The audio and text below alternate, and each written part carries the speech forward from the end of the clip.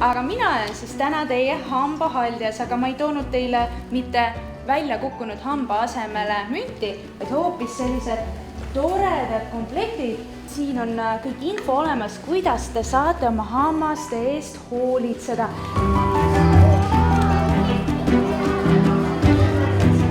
Mina olen selline argpüks, et mina natukene pelgan neid hambaarste, aga no nende juures tuleb käia ja tead, kui tihti? Vähemalt 1 kord aastas tuleb kontrollimas käia ja kui on mingisugune hambas on auk, siis tuleb see ära parandada. Hambaniit on selline võluasi, see on väga-väga oluline. Vaat kui mina teaksin teie vanusest tõesti seda, siis mu hambad oleksid palju ilusamas korras.